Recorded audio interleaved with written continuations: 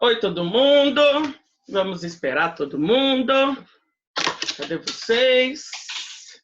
Nossa aula de hoje. Hoje, dia 30 de abril de 2020. Nossa última aula nesse mês de abril. O pessoal está aparecendo. Apareceu o Guilherme. Vamos ver. Oi, Guilherme. Bom dia.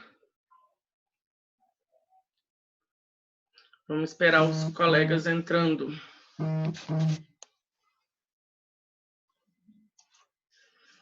Tudo bem, Guilherme? Tudo bem, professora? Que bom, então. Então, vamos lá. Só tá nós dois ainda? Esperar os colegas. Mais pessoas entrarem. Esperar 5 minutinhos. O que você que anda fazendo, Guilherme? A Jade vai entrar.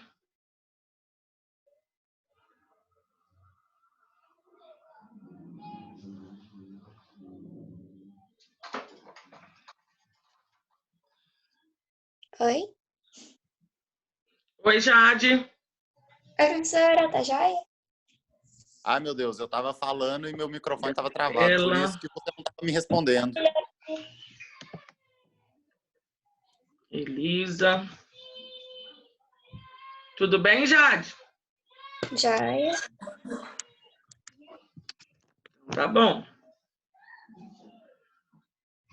Oi, Elisa.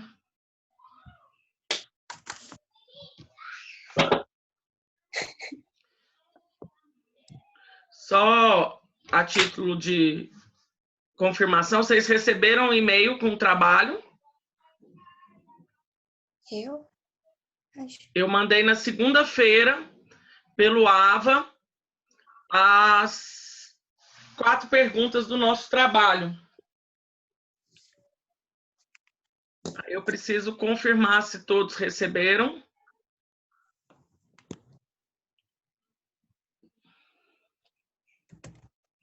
Eu vou dar uma olhada aqui. Noitão. Eu vou dar uma olhada para ver se eu recebi. Você recebeu, Jade, ou não? Vou olhar aqui. Tá bom. Ai, esse celular não tá.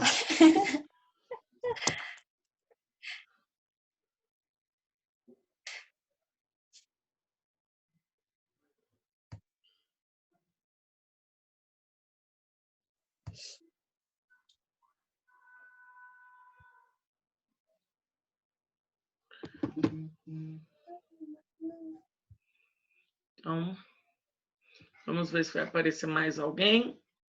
10h10 eu começo a falar. Tem 3 minutinhos para os colegas aparecerem. Mas aí já é importante que vocês confirmem para mim aí no e-mail de vocês se vocês receberam o e-mail que eu mandei pelo AVA. Lá no AVA tem uma forma de mandar e-mail. Aí eu mandei por lá mesmo, porque aí eu preferiria que vocês me respondessem por lá. Que aí fica mais fácil o meu controle, já fica dentro do próprio sistema do ambiente virtual.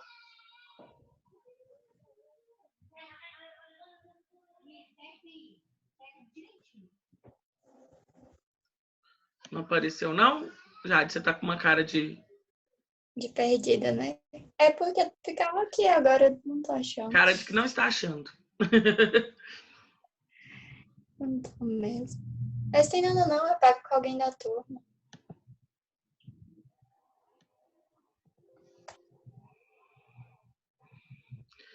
Bom dia, Ana Laura. Bom dia, professora. Tudo bem? Tamo indo, né? Tamo indo, né? Eu falei, hoje me perguntaram a mesma coisa. Você tá bem? Eu falei, ai, tamo indo. Cada dia é uma luta. Professora, eu recebi o e-mail. Oi? Eu recebi o e-mail, tá no Você recebeu o e-mail? Aham. O Guilherme também recebeu o e-mail, professor. certo? Eu tô vendo que ele tá me mostrando uma tela ali. Ana Laura, é porque eu comentei com os colegas de que eu na segunda-feira à noite, eu mandei o trabalho, que vai ser agora para a composição da segunda VA, porque a segunda VA já vai ser na penúltima semana de maio, então a gente já tem que começar a agilizar. Esse trabalho vai ser individual, são 4 perguntas, são perguntas legais, assim, porque não é algo só teórico, mas é uma coisa um pouquinho mais prática. Eu fiz uma pergunta relacionada ao Timor-Leste, porque o Timor-Leste é um dos estados que surgiu há pouco tempo, e foi quem ajudou nessa independência foi o Sérgio Vieira de Mello. Então, eu já tinha pedido para vocês assistirem o vídeo.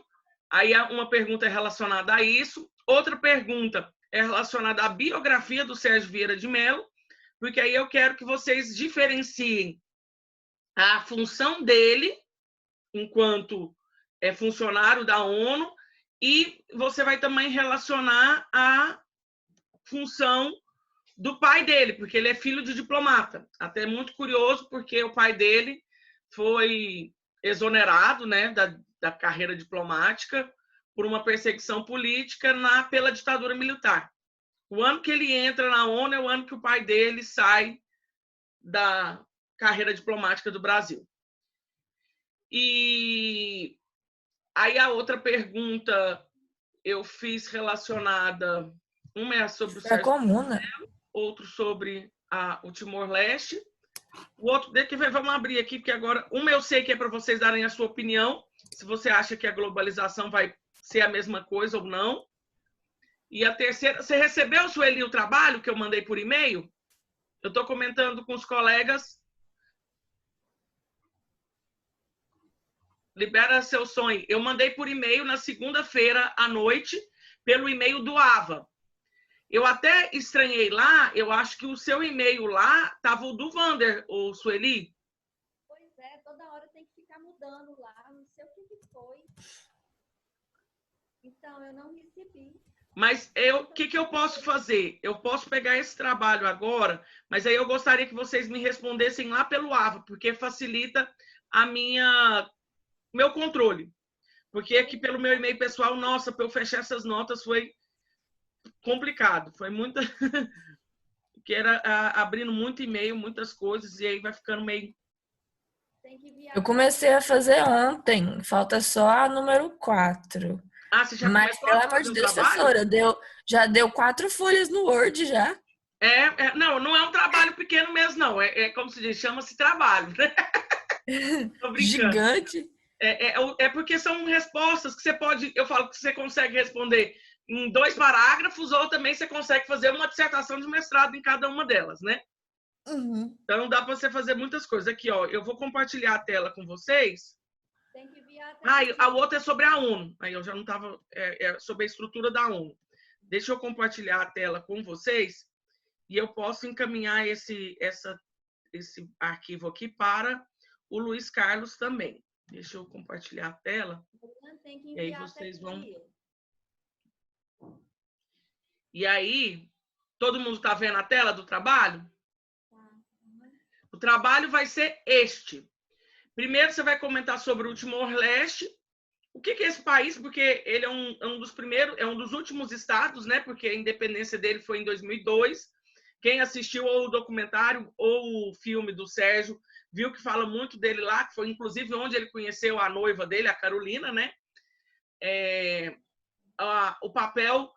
Quem é esse país, como foi o processo de independência, característica, o papel da ONU nesse processo de independência e qual que foi o papel desempenhado pelo Sérgio Vieira de Mello. Então, essa é a primeira pergunta. A segunda é você me falar sobre a ONU. Mas você não precisa, porque se você for falar para a ONU, que nem eu falei, isso aqui dá uma tese de mestrado, mas é para você explicar a ONU em si, no que diz respeito à situação da estrutura dela. A ONU está dividida em Assembleia Geral, em Conselho de Segurança, em Secretariado. Então, assim, explicar, eu considero que são 5 principais órgãos, você colocando isso, já estaria, não só eu, né, mas todo mundo fala que são 5 principais órgãos, e essa estrutura. A biografia do Sérgio Vieira de Mello, que aí você vai diferenciar o trabalho do pai dele, como eu disse, o pai dele era diplomata e ele era um funcionário internacional, e por último aqui, você vai fazer, isso aí é a sua opinião pessoal. Como que você vislumbra o cenário internacional pós-coronavírus? Se vai enfraquecer o processo de globalização ou se vai fortalecer? Então, eu mandei esse trabalho para vocês pelo AVA. Ele é para compor a nota da primeira VA, da segunda VA. Por sinal, a nota da primeira VA eu postei ontem também, já está tudo lá no sistema para vocês, porque deu muito trabalho para eu fechar, porque era muito trabalhinho, somando nota, até no final das contas, muita gente ficou com nota 100, que bom, mas também teve muita gente que eu fiquei triste com os trabalhos de vocês, em alguns trabalhos, porque teve alguns trabalhos que me colocam o estatuto do estrangeiro lá na hora que vai explicar a deportação e expulsão, me cita o estatuto do estrangeiro. Eu quase morri do coração. Gente, o estatuto do estrangeiro já foi revogado desde 2017. Eu falei para vocês, isso é quando você copia da internet a diferença de deportação e expulsão, aí vai aparecer estatuto do estrangeiro lá. Então, muita gente nem tirou metade da nota do trabalho, porque eu corrigi, tá? Então, a trabalheira maior foi essa, que eu fui corrigir os trabalhos. Então, mas muita gente tirou a nota máxima e aí já está lá postado. Então, vamos lá. O trabalho, gente, como está aí para vocês, o prazo de envio é no dia... Não, o de vocês não é dia 11. Agora que eu vi que isso aqui eu estou aberto o do 10º A. O de vocês é na próxima quinta-feira, que é dia 7, tá? Então, é uma semana. E é para me enviar pelo e-mail lá do ambiente online. Então, eu mandei o e-mail lá, você só responde com o anexo ou com as respostas no corpo do e-mail, mas eu acho mais fácil mandar pelo anexo. Lá tem como anexar também. Então, seria isso. Deixa eu tirar esse compartilhamento de tela para ver a carinha de vocês todos.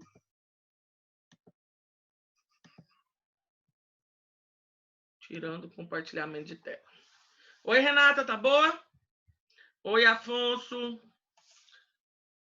Hoje está todo mundo só no pretinho. Ninguém quer me ver, ninguém quer deixar eu ver vocês. Eu me arrumei pro Step Blazer, como se diz meus filhos. Mãe, onde você vai? Eu falei, não, gente, eu quero me sentir importante.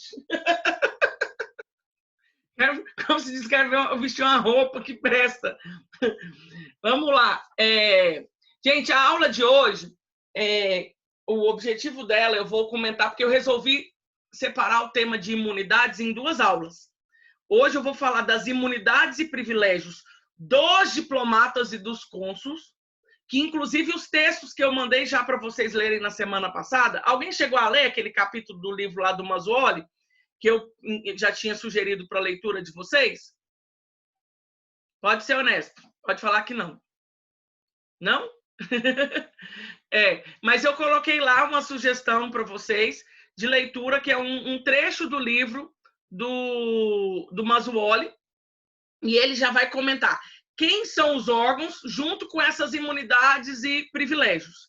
Eu falo dos órgãos, hoje eu falo das imunidades e dos privilégios, e semana que vem eu vou falar das imunidades e privilégios, que é o que a gente chama imunidade de jurisdição no processo de conhecimento e imunidade de jurisdição no processo de execução. Porque é importante eu comentar sobre isso, que é mais relacionado ao próprio Estado. Se você tem o da próxima aula, se eu posso entrar contra o Estado da China, vocês estão vendo, né? Até inclusive semana que vem eu vou comentar disso. Muitas pessoas entrando com ações contra a China, algumas já foram até julgadas improcedentes. Eu estou até com uma inicial que semana que vem eu vou comentar com vocês.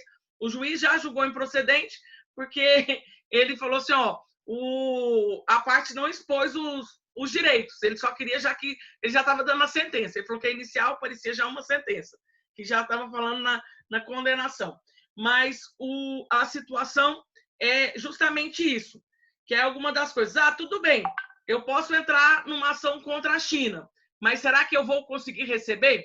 Que é uma das outras coisas que ninguém está pensando. É lindo eu ter um título executivo falando que vai me pagar milhões de dólares, mas como que você faz para receber isso? Então, é isso que a gente vai estar analisando na próxima aula. Na aula de hoje, eu quero falar, compreendeu, até para a gente retomar, porque hoje a gente tem mais gente do que tinha na aula passada, retomar o que a gente viu na aula passada. Eu comentei quem são aqueles que podem representar o Estado nas relações internacionais. Aí eu enumerei o chefe de Estado, o chefe de governo, que no Brasil não existe a figura do chefe de governo, porque a gente está num modelo presidencialista, onde o chefe de Estado ele é chefe de governo, não tem essa diferença. Essa diferença vai existir no modelo do parlamentarismo, né? Então, eu até brinquei, o Maia estava querendo muito esse modelo do parlamentarismo, porque ele quer virar um chefe de governo. Mas agora ele sossegou, né? Porque tanto fora Maia que apareceu nas últimas semanas, então agora a gente teve um momento mais... E já, como se diz, foi muitas bombas da semana passada para cá. Quem diria, hein? Ou sexta-feira que foi, quinta e sexta que foi animada. Logo eu falei assim, eu brinquei, eu desliguei a aula de vocês, começou um monte de coisa, um monte de textos, e essa situação foi muito... Todo mundo esqueceu do Maia esses dias.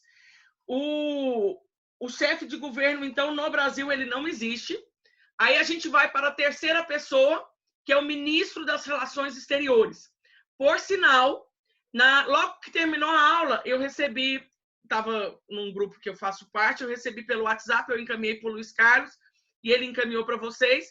É um texto do que o nosso ministro das Relações Exteriores, o Ernesto Araújo, escreveu, um texto muito polêmico, que ainda está dando muita discussão, que se chama Chegou o Comunavírus. Então, Chegou o Comunavírus foi o texto que o ministro das Relações Exteriores escreveu. E nesse trabalho que eu encaminhei para vocês, é um texto bem curtinho esse. O outro que eu tinha já também postado até no AVA lá, ele é maior. Mas o Chegou o Comunavírus, ele é bem curto, e ele comenta de que ele entende que essas atuações da OMS seria uma forma de minimizar a atuação do Estado, a soberania do Estado, e ele é contra o globalismo, que é essa ideia de existir organizações superiores ao Estado, e aí ele vai falar que isso aí está favorecendo o comunismo. Então, você vai ler o texto, e aí na sua resposta 4 lá, você pode comentar, porque ele, pelo texto dele, ele está seguindo a posição mais ou menos dos Estados Unidos, que é de se afastar, é de se distanciar da globalização. Então, é uma ideia mais ou menos de isolamento. E é o que o Brasil tem adotado agora na política externa, porque ele não quer ficar seguindo. Tanto é que na semana passada, não, retrasada, teve uma resolução da ONU onde o Brasil não foi signatário, que era uma resolução no sentido de que todos deviam cooperar para esse fim dessa pandemia, que deveriam aumentar os gastos junto com a OMS, e o Brasil não foi signatário dela. São dos 193 países, 170 e poucos assinaram, e o Brasil é um dos que não assinou, junto com os Estados Unidos. E aí eu mostrei que essa aproximação Brasil e Estados Unidos é por uma posição não só do Bolsonaro, gente, é uma posição muito do nosso ministro das Relações Exteriores.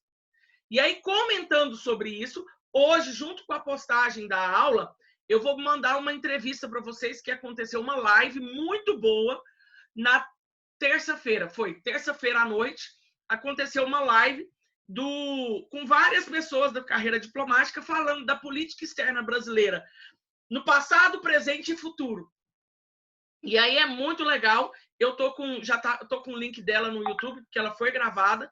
Então, eu gostaria que vocês assistissem para compreender o quão o ministro das Relações Exteriores ele dá esse perfil da política externa do país. Ele não é só o presidente da República, não, gente. O presidente da República, ele não, muitas vezes, ele não tem nem conhecimento de como é isso. Então, o nosso ministro, que é da carreira diplomática, ele vai dar esse perfil da carreira e o perfil das atuações justamente nesse sentido. Então, aqui nós temos essa terceira pessoa, e aí a gente vai entrar nos diplomatas e nos cônsules.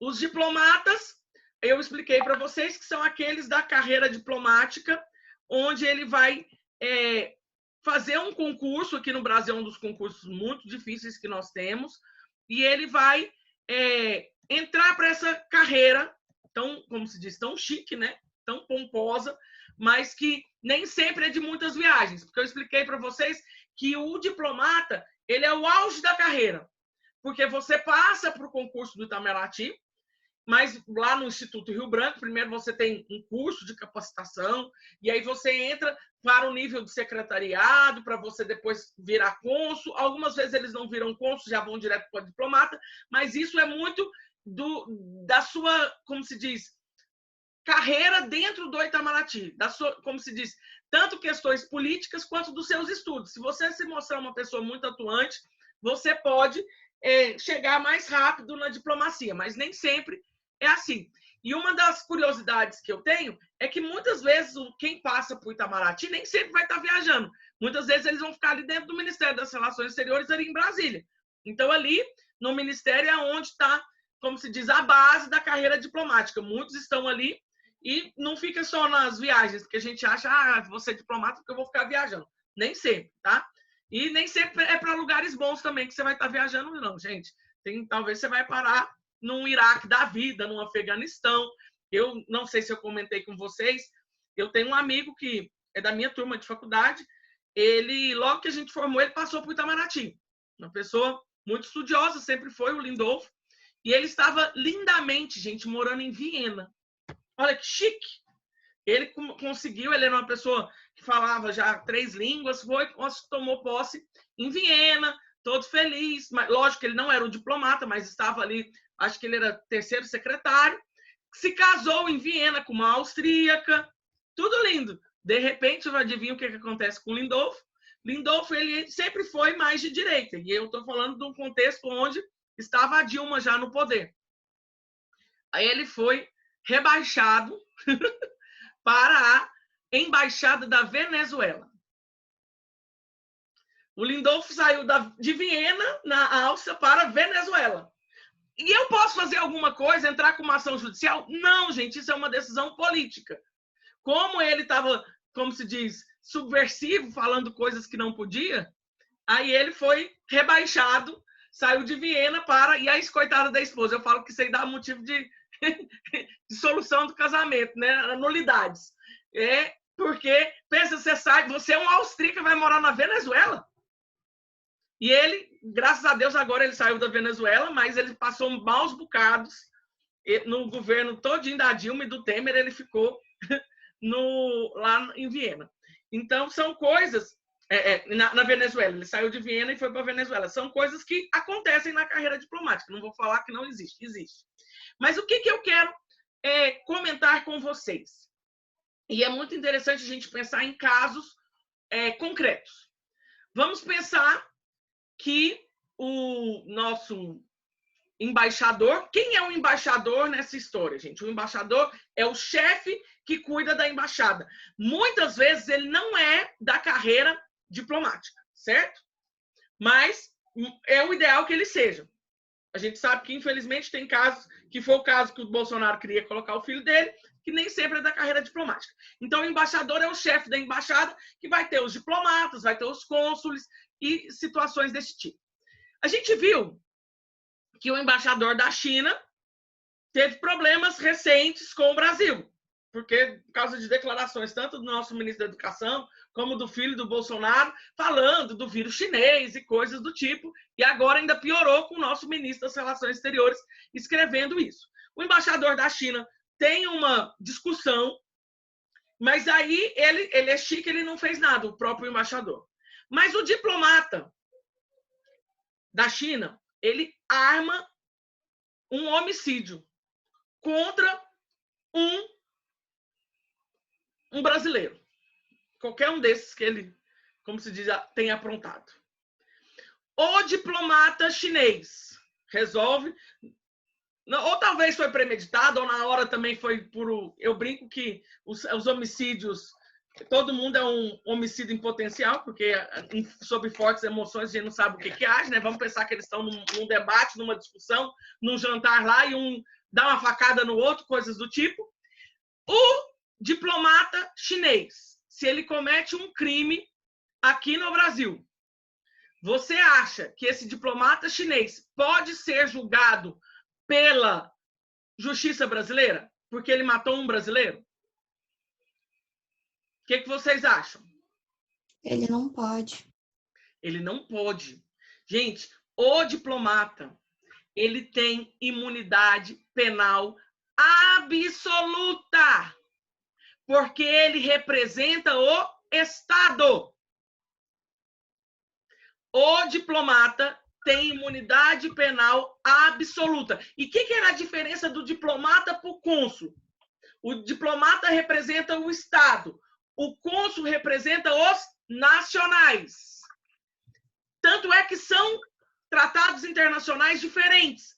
A convenção que trata das relações diplomáticas, ela é de 1961. Convenção de Viena sobre as relações diplomáticas. E é nela que estão esses privilégios e imunidades do diplomata.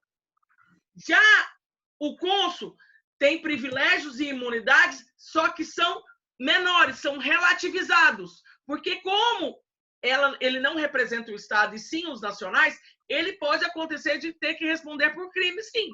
E aí é onde daqui a pouco eu vou entrar no cônsul. Então, gente, fique claro, o diplomata, pela Convenção de Viena das Relações Diplomáticas de 1961, não pode ser julgado por outra justiça que não seja a do próprio país. Eu não estou falando que ele não vai responder o crime. Vai, mas seria lá no país dele. Lógico, se lá for crime, né? Mas eu acredito que na China homicídio é crime. Como a maioria dos países. Aí vai entrar, foi por motivo justificado, foi por força maior, não entraria nesse mérito. Mas ele não pode ser julgado aqui pela justiça brasileira. Mesmo que ele mate um brasileiro. Certo? Já você queria comentar outra coisa? Não. Tá, é porque o amarelinho foi para você, eu pensei que você queria falar alguma outra coisa. Então, não pode. Já o cônsul, o que vocês acham? Se não foi o diplomata, mas foi um cônsul, você acha que o cônsul, ele pode ser preso aqui no Brasil? O que vocês acham? Vamos pensar que ao invés dessa festa lá, quem matou um ou outro foi o cônsul da China, lá numa festa lá no Itamaraty, deu uma facada num brasileiro, porque estava falando que o vírus era chinês, que coisas desse tipo. O que você acha? Você sabe, Jade, a sua resposta? Não, mas eu acho que não pode também. Para o cônsul, aí é uma das coisas, por isso que todo mundo não quer ser cônsul, todo mundo prefere ser diplomata. O cônsul, ele tem menos direitos, menos privilégios e imunidades. Se for crime grave, há a possibilidade, desde que seja pela autoridade competente, dele ser preso no Brasil. O processo vai depender muito da relação entre os dois países, porque pode acontecer do Brasil nem querer extraditá-lo.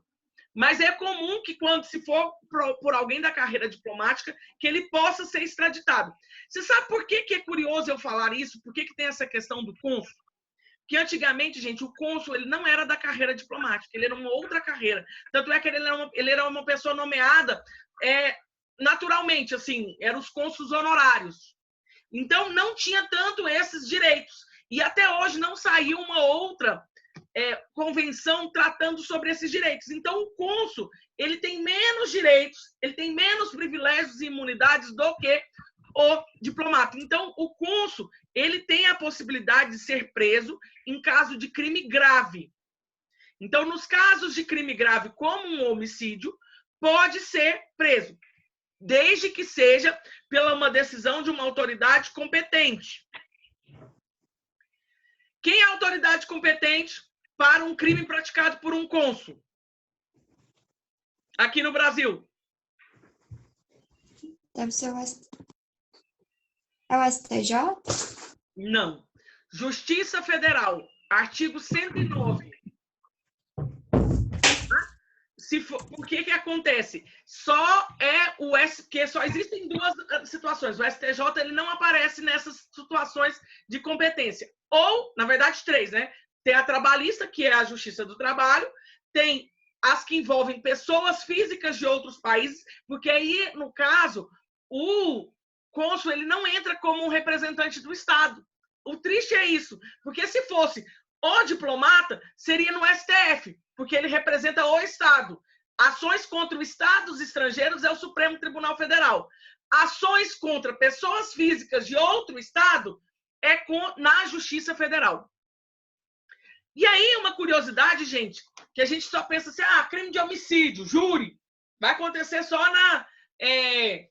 na Justiça Federal quando em casos que aconteceu dentro de órgãos da União. Não, gente, já teve casos, não aqui em Anápolis, mas pode até ter, porque a gente tem o consulado da Alemanha, aqui em Anápolis, a gente tem o consulado da Síria, aqui em Anápolis, e tem mais um outro consulado. Agora eu já não estou lembrando qual, acho que não sei se tem um escritório do Haiti, porque o da Síria, atualmente, a gente está sem cônsul. O da Alemanha a gente tem. Mas se acontecesse num cônsul desse cometer um crime, um homicídio aqui, ele poderia responder o processo aqui em Anápolis mesmo, perante a Justiça Federal. Então, muita atenção com isso, porque a justiça competente nesse caso é a Justiça Federal. Então, aqui na imunidade penal, era isso que eu gosto de deixar muito claro, porque a gente vai ver uma diferença muito grande de tratamento entre o diplomata e o cônsul.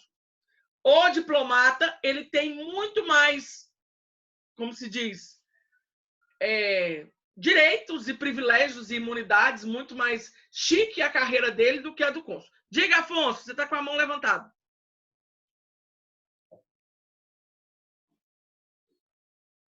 Você está sem áudio, Afonso. Oi, pode falar. Agora deu certo aqui.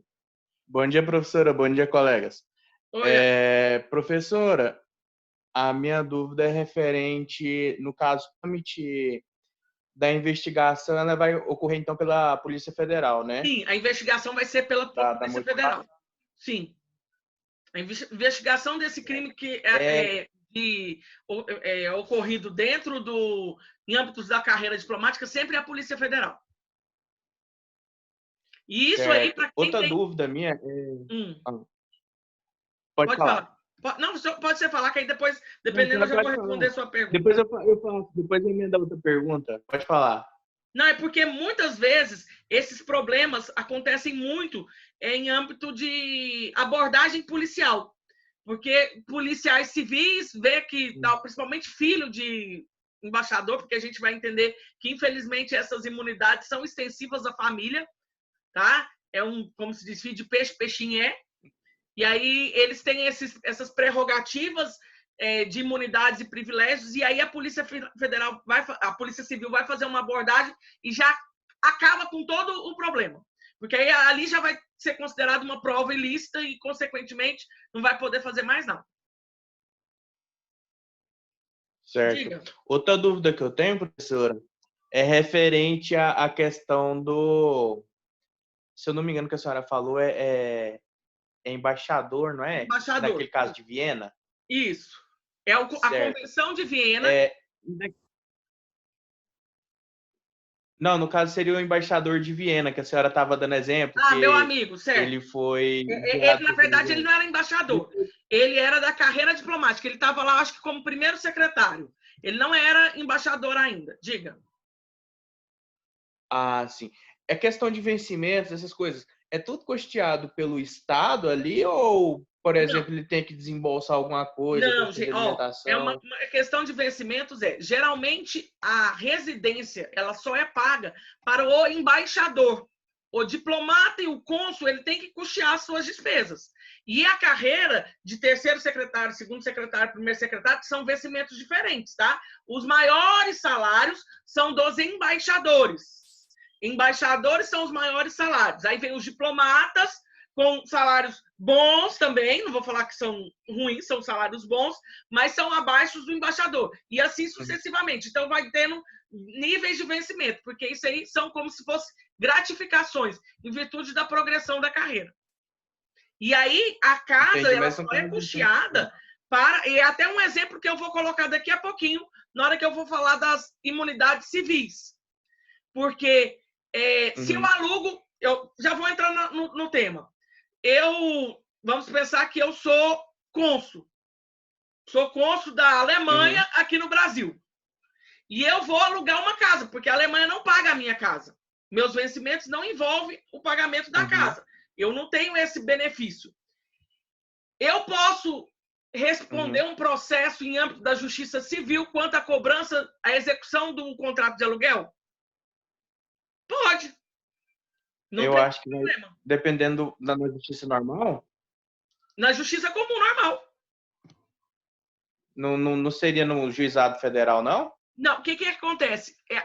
O juizado federal, quando eu só vou envolver o juizado federal se for comprovado de que ali era para minha residência representada do Estado, se o Estado ali tiver.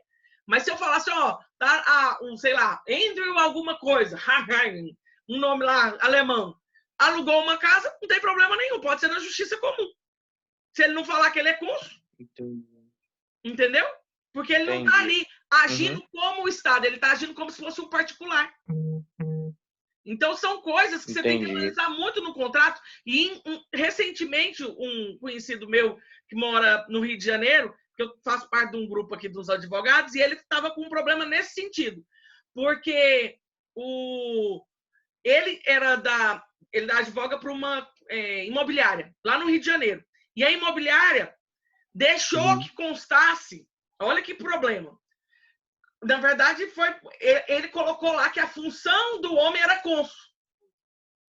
E aí, o argumento do outro advogado é de que a Justiça Comum não era competente.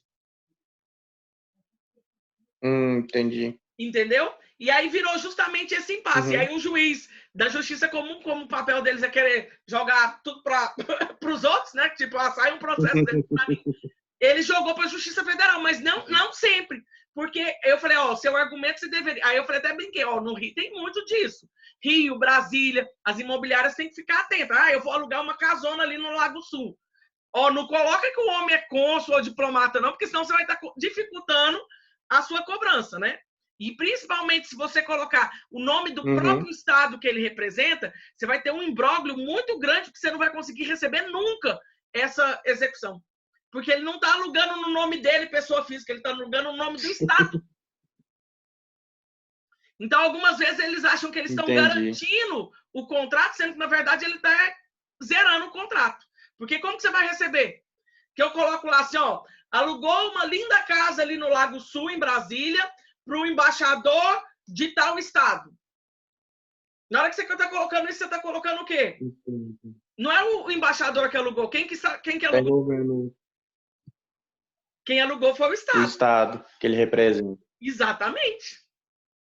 Então, ao invés de você ter um link... Então, nesses casos aí, é melhor fazer no nome do cara. Sim, faz no nome da pessoa física. Entendi. Entendeu? Aí ele falou assim, nossa, virou uma confusão.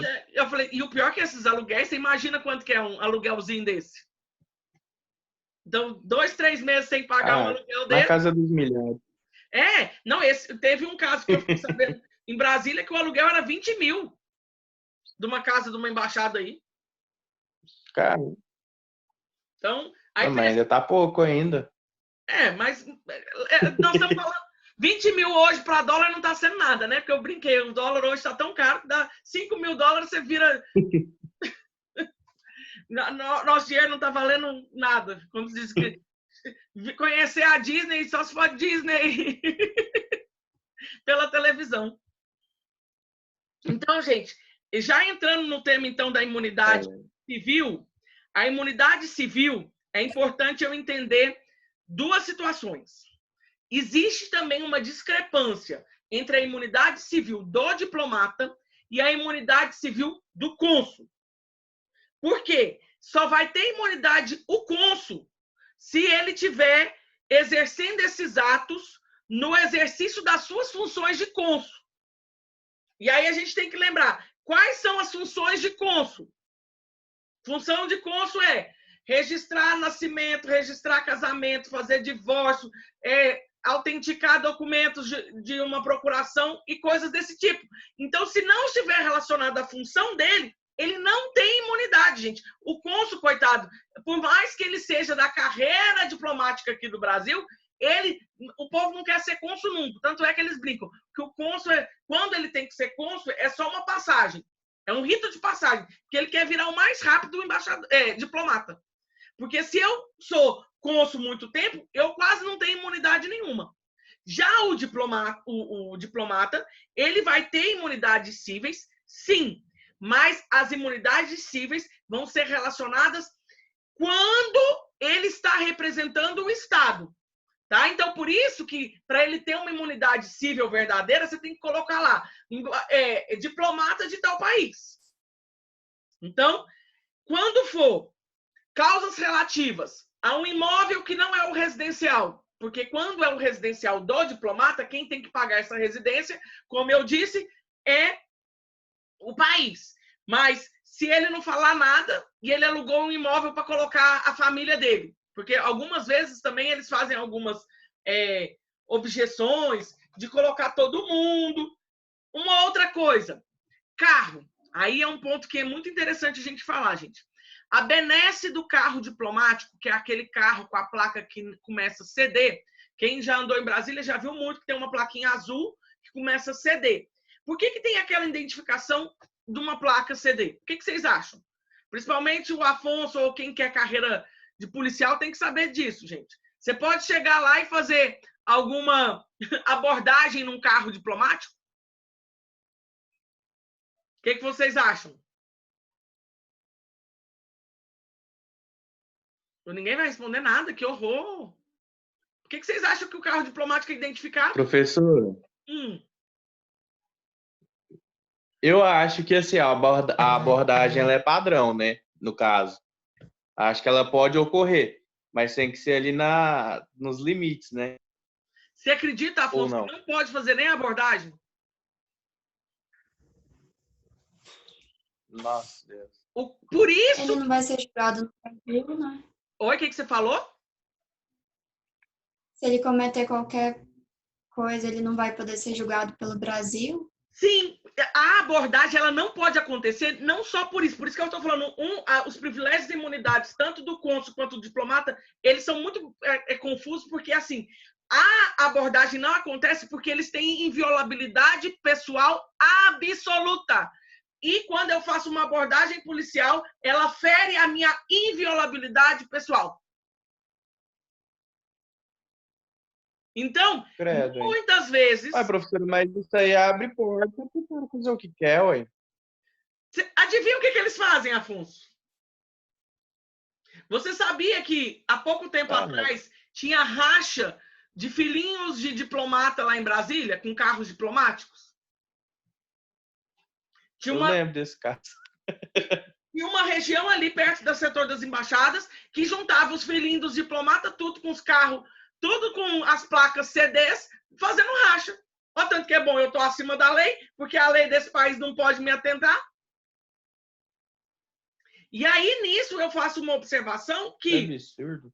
É um absurdo. Eu faço uma observação que eu acho que hoje, essas duas convenções, tanto a de Viena, das relações diplomáticas, quanto das relações consulares, uma de 61, a outra de 63, respectivamente, elas têm que ser, já deveriam ter sido feitas outras. Primeiro, para não ter essa diferenciação do que é cônsul, do que é diplomata. Para mim, os dois representam o Estado, porque eu acho muita injustiça você dar mais direitos para o diplomata do que para o cônsul, sendo que, na verdade, quem pega, como se diz, a mão na massa mesmo é o cônsul, porque o diplomata, muitas vezes, ele fica só na pompa e circunstância, o coitado do cônsul lá sofrendo, e ele não vai ter os privilégios, então vira uma carreira menos esperada por todo mundo.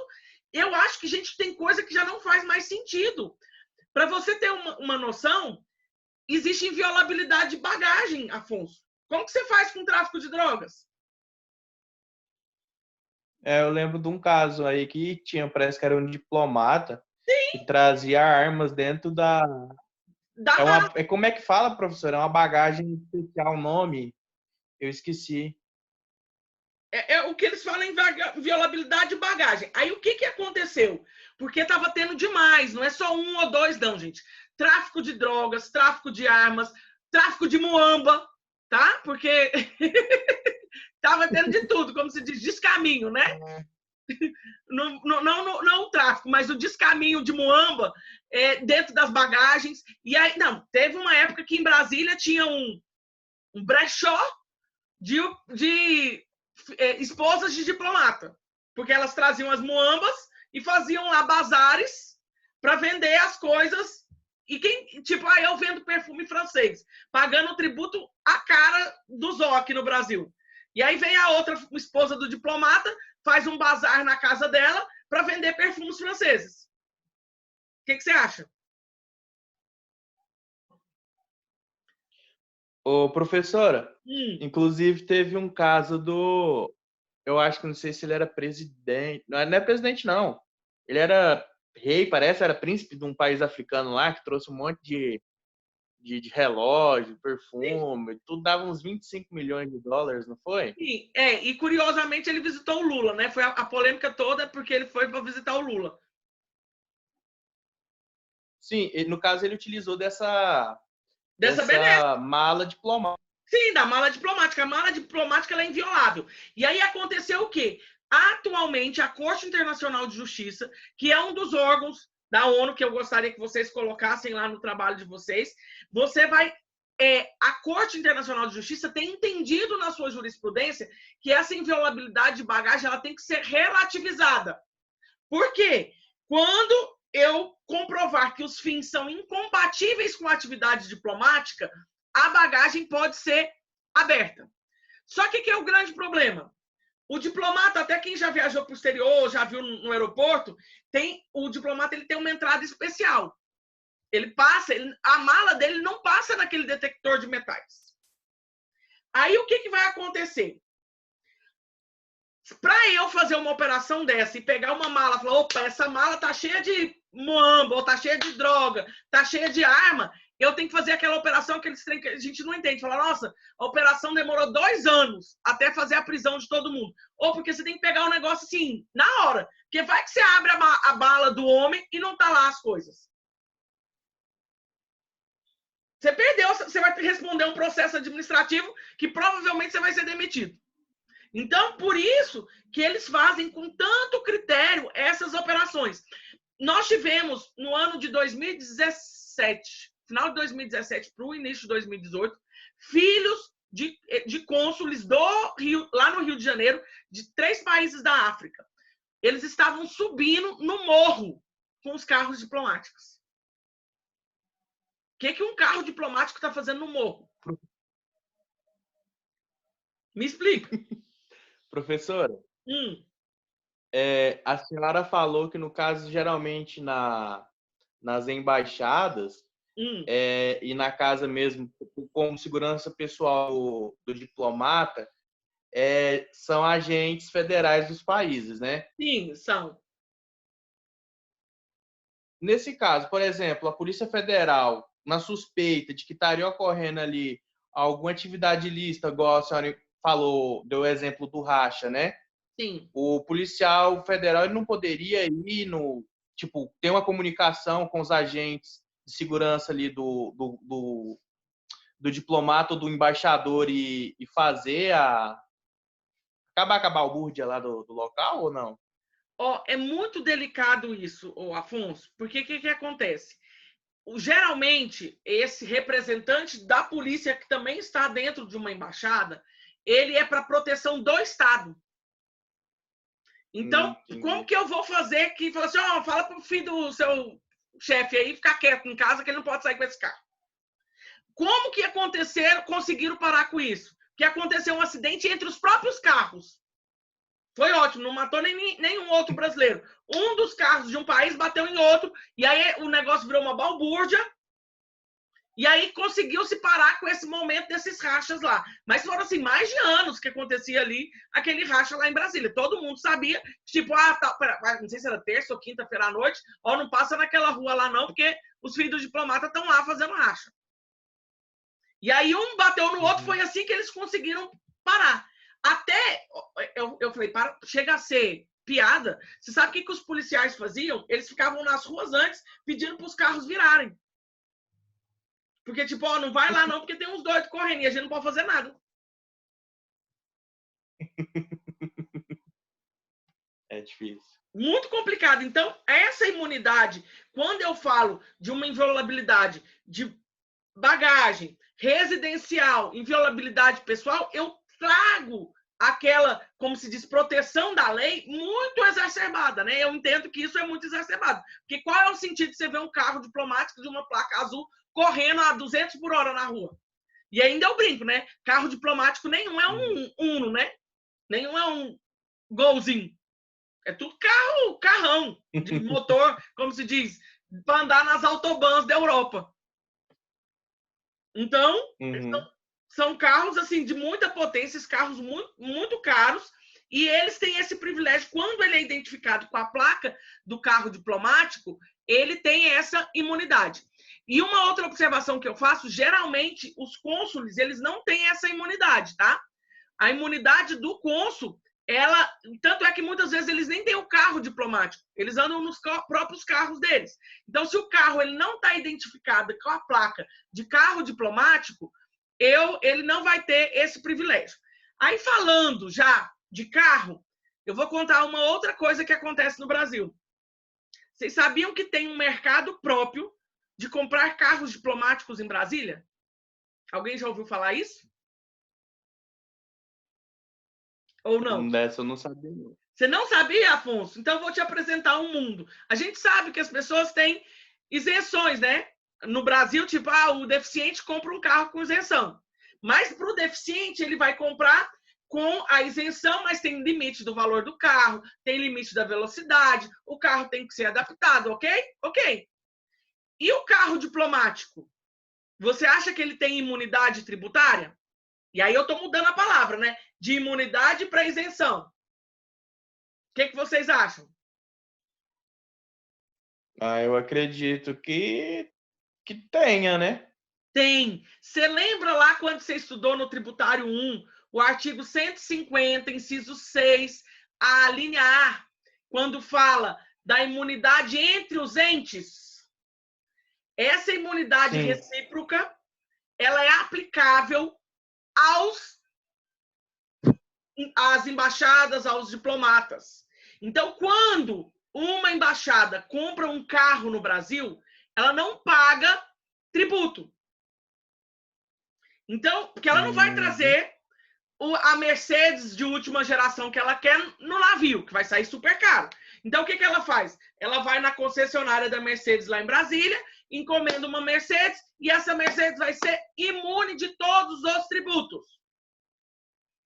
Então, existe a imunidade tributária para as embaixadas.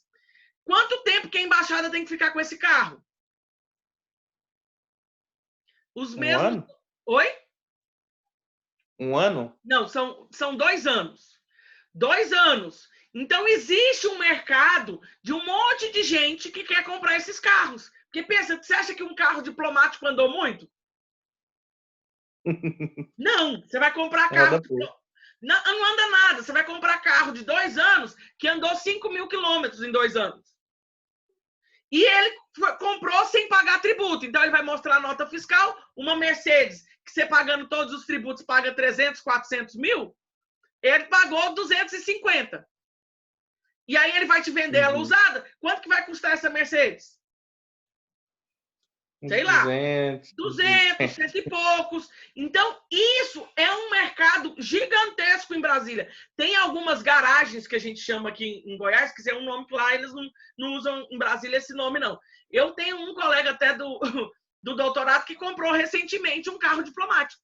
Ele estava todo feliz que conseguiu achar um homem que vendeu para ele, que era amigo de uma embaixada. Eu falei, meu Deus, gente, são realidades assim que você não tem a menor noção, porque eles têm a imunidade tributária também. Quando vai comprar um carro, colocar a plaquinha CD, ele tem que ficar lá 2 anos com esse carro, depois ele pode vender. E aí ele vai comprar um outro carro com imunidade tributária e ele vendeu aquele carro para um particular que pagou metade do preço normal, porque aqui no Brasil a gente sabe, principalmente em carros importados, que quase 40% do valor do carro é de tributo. Então, aí está um privilégio e uma imunidade também diplomática, que se o cônsul também tiver o carro diplomático, aplica-se a ele. Mas, regra geral, eles não têm veículos, tá? Geralmente são só os diplomatas. Uma outra questão que eu gostaria de destacar, gente, com vocês, eu vou depois postar para vocês um arquivozinho, que tem um livro que eu gosto muito, que é o Paulo Henrique Gonçalves Portela, e ele tem uma tabelinha muito bacana, que ele vai colocar os privilégios e imunidades. Eu vou pôr aqui no vídeo, é assim, ó. Eu vou postar para vocês, só esse arquivozinho, ele coloca aqui bem elucidado. O que tem um, o que tem o outro. Então, eu vou postar, logo que a gente terminar essa aula, eu vou postar essa tabela para vocês. E aí, o que acontece? Eu não vou falar de tudo que está aqui. Um outro ponto que eu considero muito legal da gente lembrar é a questão de inviolabilidade de comunicações. O que é inviolabilidade de comunicações? O que vocês entendem, gente? Que envolve também arquivos e documentos. O que você acha que é uma inviolabilidade de comunicação?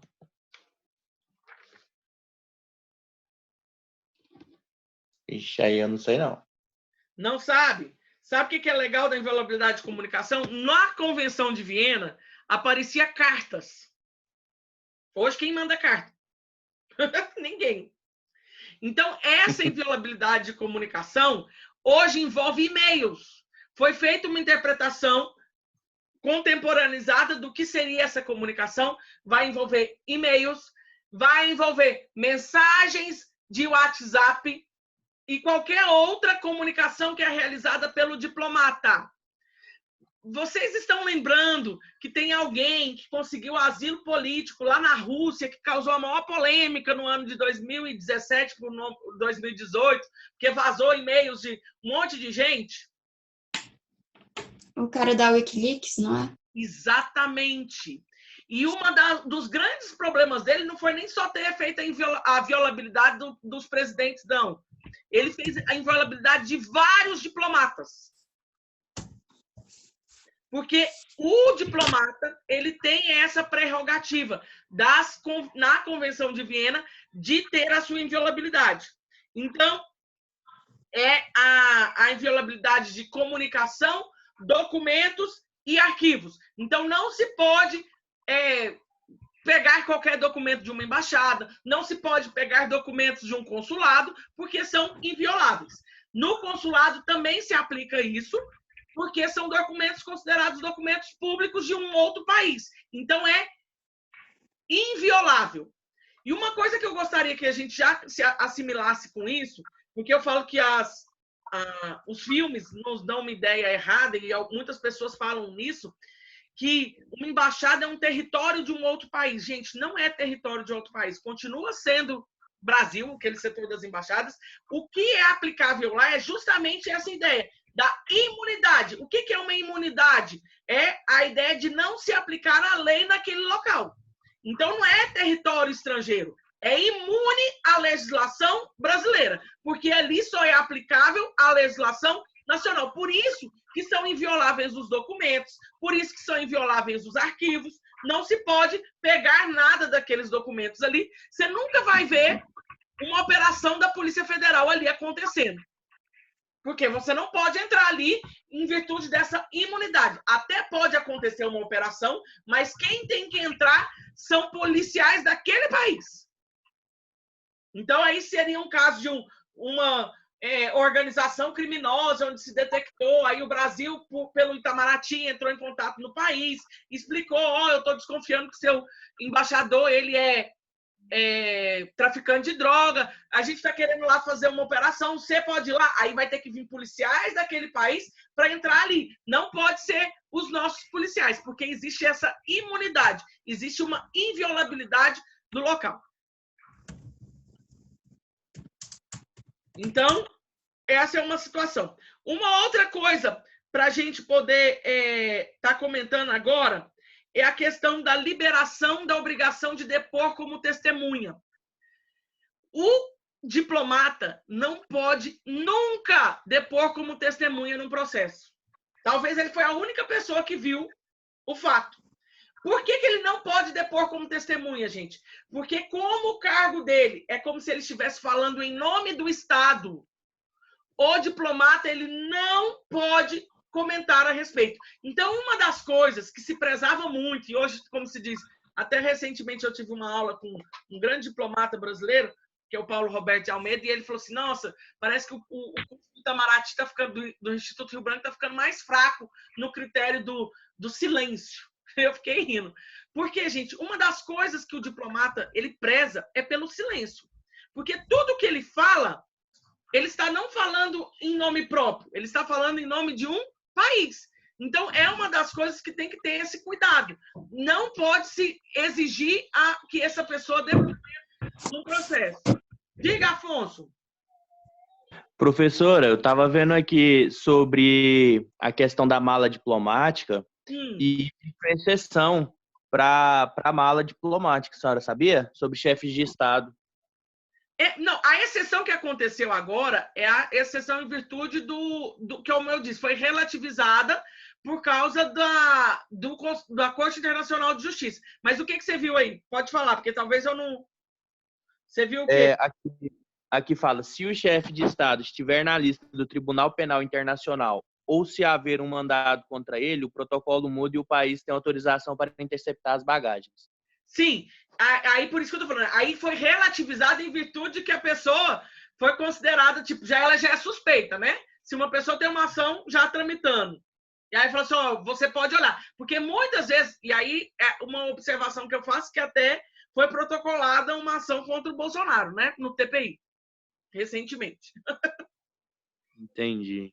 Então, assim, são situações de que você pode relativizar se você vê suspeição nela. Agora, se não tem nada contra a pessoa parece uma pessoa do bem, você não pode fazer isso. A questão, foi bom você comentar a questão do chefe de Estado, gente, porque todas essas imunidades e privilégios que eu estou falando do diplomata, eles são aplicáveis para os que estão hierarquicamente superiores, que é o ministro das Relações Exteriores, o chefe de Estado e chefe de governo, tá? E aqui eu separo o que é diplomata e o que é cônsul, mas tudo que é aplicável para o diplomata, lógico que vai ser aplicado para os superiores, que é o chefe de Estado e o ministro das Relações Exteriores aqui no Brasil. Até porque o nosso ministro ele é diplomata, né? Ele é da carreira, ele estava já há algum bom tempo como diplomata, tem acho que mais de 20 anos que ele é diplomata brasileiro. Então, essa questão, voltando à questão da testemunha, é muito importante você ver isso, porque o diplomata ele não pode depor como testemunha. Já o cônsul, ele não pode falar em questões relacionadas às suas funções, o que está vinculado à função dele. Mas, quanto, tipo, a um homicídio, ele pode depor. E também ele não pode ser obrigado a apresentar documentos oficiais.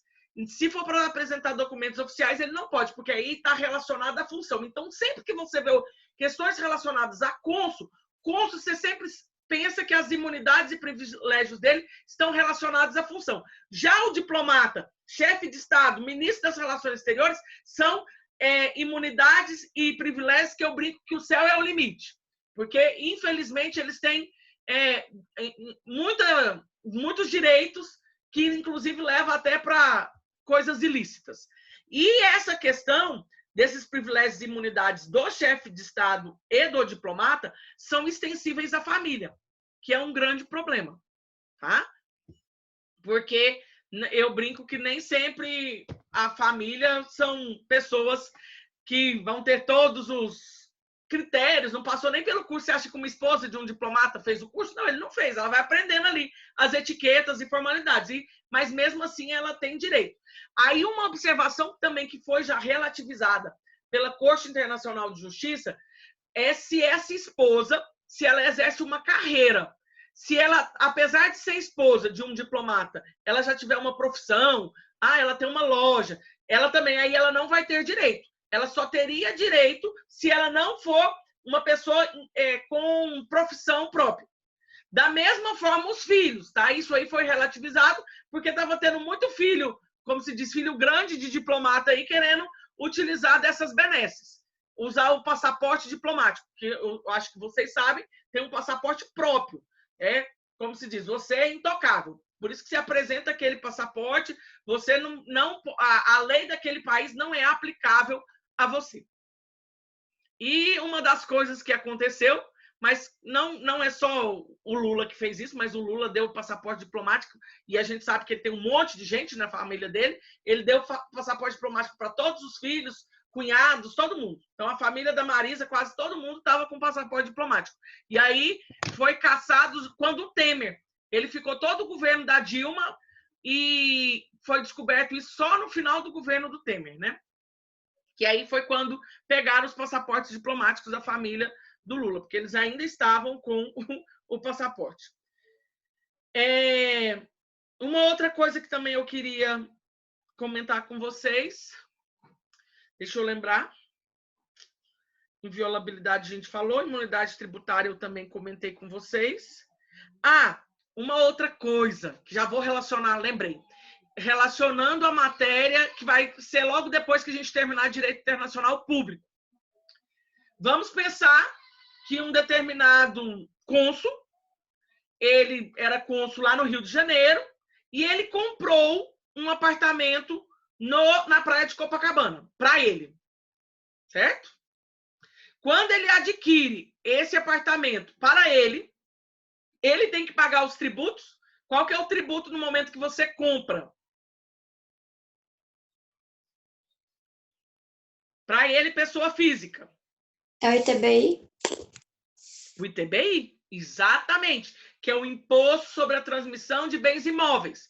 Ele vai ter que pagar o ITBI? Sim ou não, Jade? O que você acha? Uai, pelo andar da carruagem não deve, não.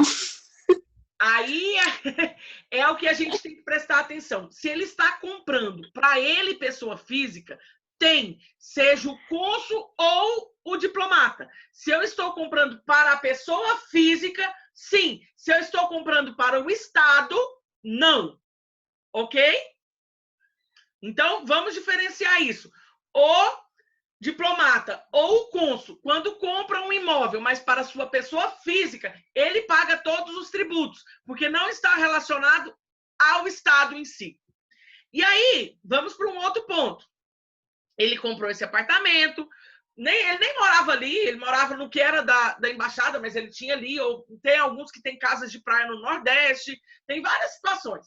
E aí esse diplomata vai embora, vai para a casa dele lá no país que ele estava e morre ali. Ok? Morreu. Mas ele deixou um imóvel no Brasil. Como vai funcionar as ações sucessórias desse diplomata? Alguém já consegue me responder isso? Ações sucessórias desse diplomata, como funcionará?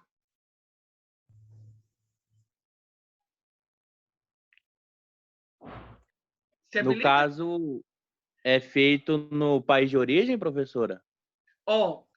Preste atenção. Vai ser feita lá a sucessão, porque provavelmente ele vai ter outros bens, mas a ação sucessória relativa a bens imóveis localizados no Brasil está lá no nosso Código de Processo Civil, que a competência é absoluta da Justiça brasileira. Então, pode muito bem tramitar uma ação aqui no Brasil do embaixador da país tal aqui no Brasil, porque ele deixou um imóvel aqui. Entendi. Viu? Muita atenção com isso. Gente, isso aí já caiu um monte de concurso, porque vocês já pensaram, não tem como, vai ser só lá no país de origem. Não, gente, porque aí a gente tem que entender a hierarquia dos tratados. Porque a Convenção de Viena, por mais que fala que aqui não poderia tramitar processo e coisas mais, mas nós temos uma legislação processual nossa que fala que a competência é absoluta da justiça. Porque você pensar que uma justiça de um país lá, vou pensar que lá do Emirados Árabes, vou pôr o Emirados Árabes porque é bem polêmico lá. Lá, gente, mulher herda menos do que homem, tá? Então vamos pensar que esse diplomata, ele tinha um apartamento lá em Copacabana e ele tinha um filho homem e 2 filhas mulheres. 3. E aí, a esposa, você acha que a esposa pode herdar? O que vocês acham? Nas legislações do Oriente Médio lá. Eu acredito que se tiver algum filho mais novo, por exemplo, que seja um filho homem, eu acho que deve ser passado para o filho. Olha, você está no caminho certo, você está pensando como eles. Não vou falar que você é machista, não, estou brincando, Afonso. O que acontece? O filho homem, quando existe um filho homem na família, esse vai ter de cara 50% dos bens. E o restante vai ser rateado entre todos os herdeiros. Certo? Então, vamos pensar. Tinha um filho homem aqui. Então, esse filho homem já ficou com 50%. Aí, os outros 50% vai ser rateado entre a esposa e os outros 3 filhos. Lembrando que ele vai ganhar de novo a parte, tá? Então, vai virar 12,50%. Na verdade, o filho homem vai levar 62,50% e as filhas e a esposa só 12,50%. Pensa, sai essa sentença lá dos Emirados Árabes para ser cumprida aqui no Brasil. Olha que linda que ia ser. No caso, seria o primogênito, professora? Não precisa ser o primogênito, tá? Qualquer filho homem. Se tiver 2 filhos, por exemplo. Aí vai ser rateado esse 50% entre os filhos homens. Entendi. Tá? Se eu tiver 3 filhos homens, rateia esse 50% entre os filhos homens. As mulheres não ganham nada. Aí, tipo, não teve filho homem. Aí, inclusive, gente, eles têm uma expressão que agora eu não sei falar em árabe, mas é uma expressão que fala assim que esse homem é um homem infeliz, porque ele não teve filho homem. Eu vou falar porque meu pai tem um grande amigo que mora aqui no Brasil, só que ele fala que meu pai é um filho, ele é um grande infeliz, porque ele só tem eu de filha, né? Aí meu pai só tem eu de filho, então ele é um homem infeliz, porque ele não teve filhos homens. E aí quando nasceu, gente, isso é muito engraçado, essa cultura. Quando eu tive o Josué, que foi o primeiro filho meu, é um homem, nossa, esse amigo do meu pai fez quase uma festa. Quando descobriu que meu pai ia ser agora um homem feliz, porque ele tinha um neto. Eu falei, gente, é umas coisas que para nós... E aí a gente tem que pensar, que nem eu falo, a gente não pode olhar isso como um preconceito. Porque no início eu achava um absurdo ele falar isso. A gente tem que pensar isso como forma cultural, antropologia. Eu não posso pensar que ele é um louco falando essas coisas. Então, a gente tem que pensar, não, tá bom, gente. Ele pensa assim porque a cultura dele tá... Apesar dele já viver no Brasil, acho que quase uns 30 anos, só que ele vai sempre para lá, porque a família dele, a mãe ainda tá viva lá no... A família dele é da Turquia. Ele é turco. A família ainda está lá na Turquia, então ele vai lá visitar. Então, tem algumas coisas que para nós é meio absurda. Então, pensa chegar uma sentença dessa para ser cumprida aqui no Brasil. O filho homem vai levar 62,50% e cada uma das mulheres vai levar só 12%. Você acha que o juiz ia conseguir cumprir isso, dividir esse bem desse jeito?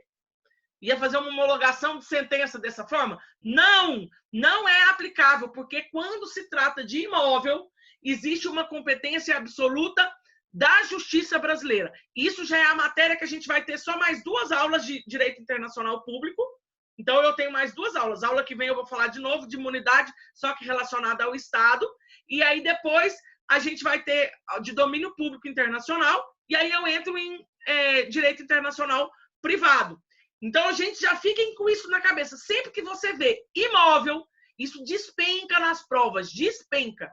Você vê imóvel no Brasil, você já sabe, competência absoluta. Pode ser chefe de Estado. Se não for do Estado, se for da pessoa física, não tem nenhuma exceção. Certo? Então, é uma questão que eu gostaria de colocar para vocês. Eu acho que aqui nessa situação é interessante eu falar... teve algumas ações, gente, é muito engraçadinho isso. Porque aí você vai entender até algum dos procedimentos das embaixadas. Se você faz transações bancárias no Brasil, existe um imposto, né, que é cobrado. Qual que é o imposto que tem nas transações bancárias? É o IOF. IOF, exatamente. O que acontece, gente? Não existe a imunidade para o IOF dos salários dos diplomatas e dos cônsules. Já entraram na justiça aqui no Brasil, mas não conseguiu, porque isso aí é um tributo indireto. Porque pensa a confusão que ia ser de falar, a pessoa tal trabalha, ele é cônsul, então não vai incidir o IOF. Então já teve ações nesse sentido, mas já chegou até no Supremo, e o Supremo falou, não, que pode incidir tributos sobre os rendimentos deles enquanto particulares, né? Porque são rendimentos privados. Não é um dinheiro da embaixada, é o dinheiro que foi pago para o particular, né? Então, é importante a gente saber isso. Também os tributos indiretos eles têm que pagar, as tarifas de serviço público têm que pagar, não tem como falar, eu não vou pagar a conta de luz. Porque não existe essa imunidade para as tarifas, nem para os tributos indiretos. Eu vou ali comprar no supermercado o arroz, o feijão, e eu não quero que incida o ICMS. Tem como ele fazer isso? Não. Então, todos esses tributos indiretos foi comprovar, já foi, mas eles demandaram querendo essas imunidades, porque tem alguns países que dão essas imunidades. Se você comprovar que você é diplomata, como nos Estados Unidos, você paga o tax depois, existe essa possibilidade de você não pagar o tributo, tá? Então, nos Estados Unidos é um dos países que os diplomatas acham ótimo ir para lá, porque você comprova que você é da carreira diplomática, e aí o tax incide depois, então você não pagaria. Tá? Então, aí, existe também Trambique. Eu sei de gente que conhece gente lá que usa, vai visitar a pessoa tal só para usar a carteirinha para não pagar os taxes dos tributos. Então, os tributos indiretos no Brasil, eles têm que pagar. Eu acho que o que eu gostaria de falar com vocês seria isso. Ficou alguma dúvida? Todo mundo recebeu, confirmou aí no e-mail se recebeu o e-mail com as questões que eu mandei pelo AVA. Deixa eu ver aqui. Eu mandei na segunda-feira à noite um e-mail. Foi pelo AVA que ele foi encaminhado. Já postei as notas para vocês. É um trabalho que você vai me responder lá pelo AVA mesmo, respondendo esse e-mail. Pode mandar como um arquivo ou anexo. As 4 questões que eu estava comentando no início. Uma falar sobre o Timor-Leste, a outra falar sobre a ONU, a outra falar sobre a biografia do Sérgio Vieira de Mello, e a outra é a sua opinião pessoal, falando se você acha que pós-coronavírus a globalização vai diminuir ou vai aumentar. O que vocês entendem nessa situação? Aí eu coloquei o texto do comunavírus lá para vocês terem uma bagagem teórica um pouco para compreender. E na biografia do Sérgio Vieira de Mello, eu pedi para vocês destacarem a vida dele enquanto empregado da ONU e o pai enquanto diplomata. Então, se você quiser fazer essa pesquisa nesse sentido, mas esse daí não precisa ser muito longo, não. Tem algumas questões que você vai gastar mais tempo, tipo, para falar da ONU, é muita coisa, mas as outras não precisam ser tão longas. Alguém quer falar alguma coisa? Vocês estão tudo no preto, estou tão triste, não estou vendo ninguém. Que horror. Tudo certo, professora. Você recebeu o e-mail, Afonso? Professora, eu não consegui localizar aqui na minha caixa de e-mail, não. Mas eu vou dar uma olhada aqui no AVA. O que eu vou fazer, então? Eu vou postar agora, junto com essa situação, eu vou pôr as questões lá no ambiente, lá como se fossem atividades. Aí eu vou colocar aqui para vocês me responderem pelo e-mail do AVA. Porque o simples fato, vocês já viram que lá na hora que você abre o ambiente virtual, tem uma caixinha de correios lá, um envelopezinho? Uhum. Se você clicar lá nesse envelopezinho, e aí você colocar, porque lá você consegue mandar e-mail para todos os seus professores. Aí você vai me identificar lá como Direito Internacional e pode colocar dessa forma. Então, eu vou colocar o trabalho também, para não ter risco, como é para a próxima semana, lá nas atividades, na hora que eu for postar essa aula de hoje, o nosso link. O que eu vou postar hoje? Eu vou postar essa aula que a gente está gravando aqui agora, vou postar a tabelinha que eu já falei para vocês, e eu vou postar a entrevista que eu escutei, que foi muito boa, que vai falar da política externa. Essa daí, nesse momento, é mais para conhecimento geral mesmo. Eu achei muito bacana essa entrevista. Foi uma live que teve. São 6 ou 7 pessoas, numa live comentando a política externa brasileira ontem, hoje e no futuro. Eu acho que, tipo, a Jade vai gostar, o irmão da Jade, tá, Jade? Fala para o seu irmão escutar, que foi muito boa essa live. Nem sei se ele já assistiu. Foi na terça-feira à noite. Tá bom. Professora. Oi. Coloca no Linceu, que aí a gente dá o aviso no grupo da sala. Ah, tá. Tá bom. É verdade. Então, acho que fica melhor postar que no postar Liceu no AVA. também? Isso, eu acho que fica melhor do que postar no AVA, porque aí lá no Linceu a gente já coloca pro pessoal, entendeu? Entendi. E a senhora faz um arquivozinho, qualquer coisa a gente até baixa mesmo e manda no grupo. Tá bom. Não, eu vou postar lá. Eu vou postar no AVA e vou postar no Liceu. É porque eu preciso do AVA, porque lá é a forma mais fácil que eu tenho para comprovar depois, que o AVA você consegue emitir um relatório. Então, eu consigo emitir tudo que eu fiz, entendeu? Então, para mim, a comprovação pós-coronavírus vai ser mais fácil pelo AVA. E aí, pelo Liceu, não tem essa possibilidade. O sistema não possibilita emitir esse relatório. Beleza. Tá bom? Então, eu acho que vai ser isso. No mais, até semana que vem. Bom feriado amanhã, né? Como se diz, não tá nem lembrando que amanhã é feriado. Abril acabou. Hoje é o último dia de abril. Agora vamos começar já maio. Então, só para esclarecer vocês, a gente tem mais 2 aulas de Direito Internacional Público. E aí, coincidentemente, vai vir a prova, tá?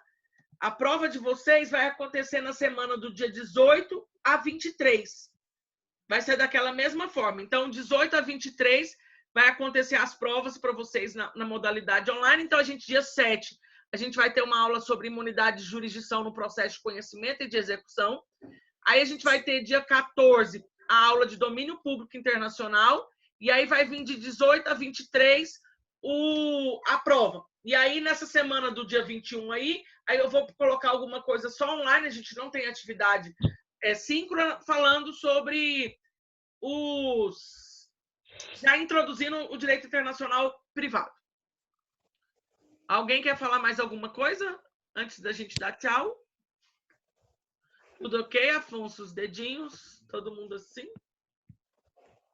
Todo mundo põe dedinho aí para mim, para eu tirar uma foto pelo menos com o dedinho. Porque só os nomes. Deixa seu dedinho aí, Afonso. Os dedinhos. Todo mundo põe dedinho. Eu quero tirar uma foto com os dedinhos. Tem que sair na foto. Como assim, o dedinho? Peraí, vou sair. Parece você mesmo. Não, gente, segura o dedinho aí. Vai lá. Como faz isso? Como que faz isso, gente? Ensina a Jade pôr dedinho. Vai no mais e dá o okzinho lá. Mais ok. Ah. Ei, olha que bonitinho, gente. Meus dedinhos. Parece Elisa e Ana Laura. Ó, vou tirar de novo. Vai lá, onda lá assim, vai, dedinho. Guilherme, seu dedinho fugiu. Jade, seu dedinho. Opa, peraí. Oh, meu Deus, eu sou sonsa. Pior que menino. Gente, então,